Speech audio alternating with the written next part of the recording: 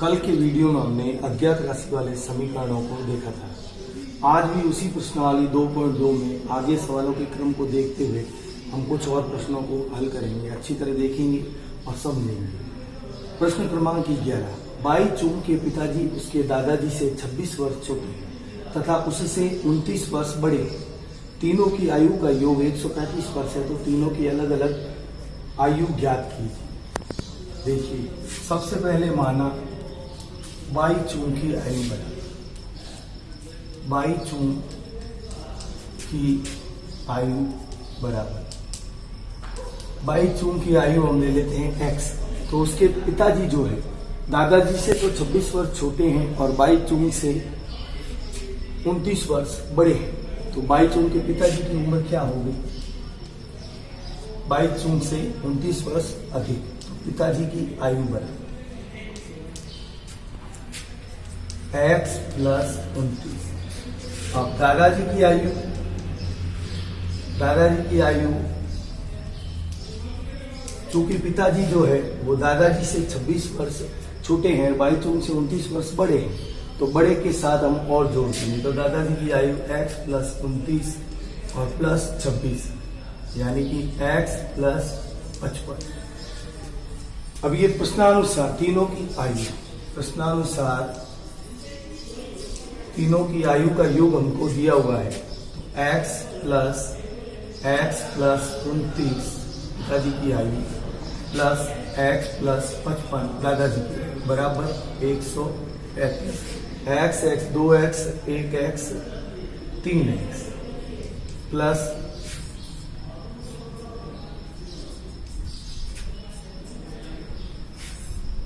84 बराबर 135। 3x बराबर पक्षांतर से 135 माइनस 84 या 3x बराबर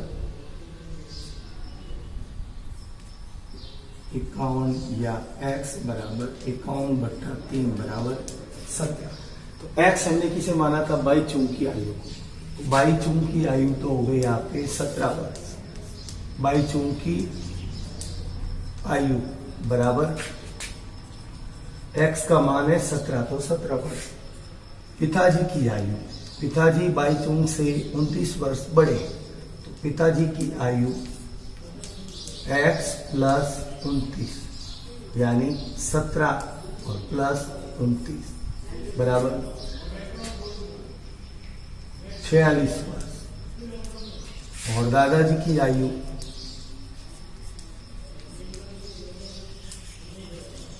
x प्लस 55 17 प्लस 55 बराबर 72 वर्ष। तो बाई चुंग तो है 17 वर्ष का, पिताजी की आयु है 46 वर्ष और दादाजी की आयु है 72 वर्ष। प्रश्न क्रमांक 14। लक्ष्मी एक बैंक में खजांची है, उसके पास नकदी के रूप में 100 रुपए, 50 रुपए और 10 रुपए के नोट है। उनकी संख्याओं में क्रमशः 2, 3 व 5 का अनुपात है और उनका कुल मूल्य 4 लाख रुपए। बताओ उसके पास प्रत्येक प्रकार के कितने नोट हैं, कितने रुपए हैं, प्रत्येक प्रकार के कितने रुपए हैं। सर्वप्रथम माना कि 100, 50 व 10 के नोट क्रमशः 100x, 50x और 10x तीनों प्रकार के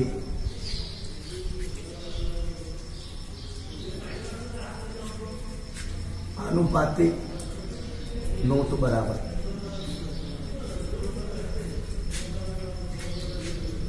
2 का 100x से गुणा 2 × 100x, 3 × 50x और 5 × 10x।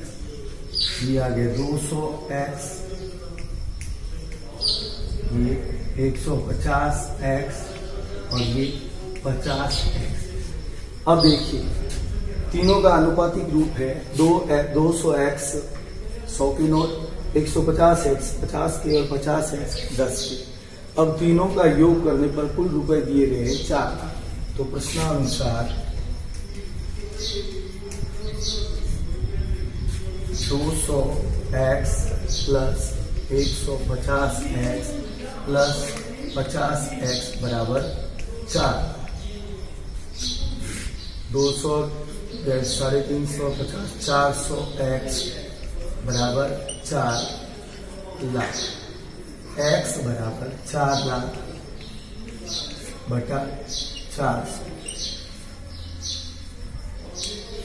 भाग देने पर 1000, यानी एक्स का मान है 1000। अब हमारे समानुपातिक रूप में एक्स के रूप में 100 के नोट बराबर, तो 100 के नोटों के रुपए या 100 रुपए के नोटों का मूल्य बराबर, तो 2 100 इंटू एक्स, 100 गुना 1000 बराबर 200 गुना 1000। 200 गुना 1000 बराबर आ गया 2 लाख।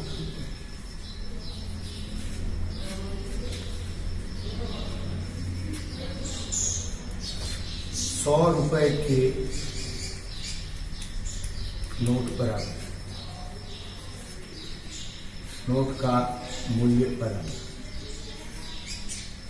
200 एक्स, 200 इंटू 1000 बराबर आ गया 2 लाख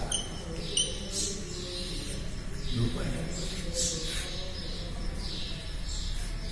50 रुपए के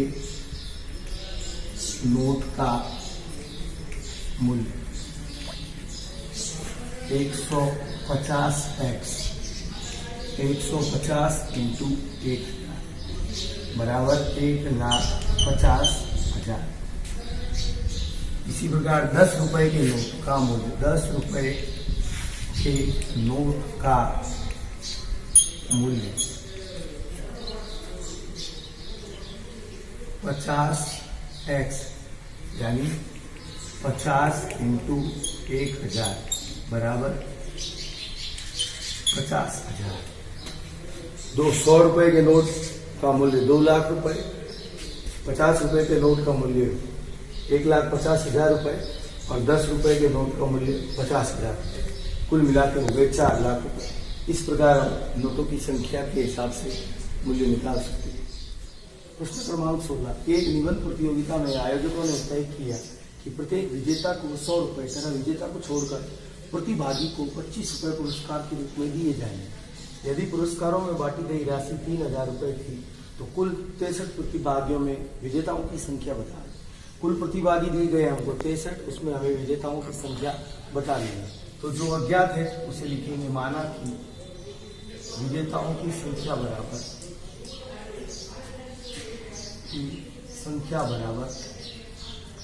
x, प्रतिभागी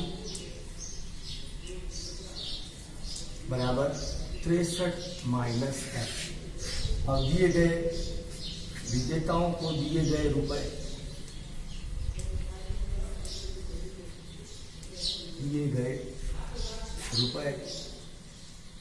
बराबर 100 इंटू एक्स, यानी 100x। प्रतिभागियों को दिए गए रुपए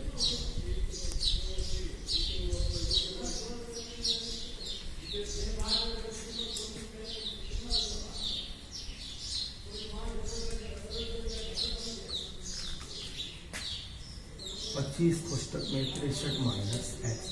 अब प्रश्नानुसार कुल दिए गए रुपए, कुल रुपए दिए गए जो हैं 100x प्लस 25 पुस्तक में 63 माइनस एक्स बराबर 3,000। 100x 25 का गुणा 63, 25 75, 5 10 7, 25 150, 7 157 माइनस 25x बराबर 3,000। अब 100x में से 25x घटाने पर 75x प्लस 1,575 बराबर 3,000। पक्षांतरण से 75x बराबर 3000 माइनस 1575 या 75x बराबर 10 में से 5 घटाया 5, 9 में से 7 घटाया 2 और 9 में से 5 घटाया 4 और 1425 या x बराबर 1425 बट्टा 75 बराबर उत्तर 19। यानी दिए गए प्रतिभागियों में विजेताओं की संख्या है 19 विजेताओं ने 100 रुपये पुरस्कार प्राप्त किया। धन्यवाद।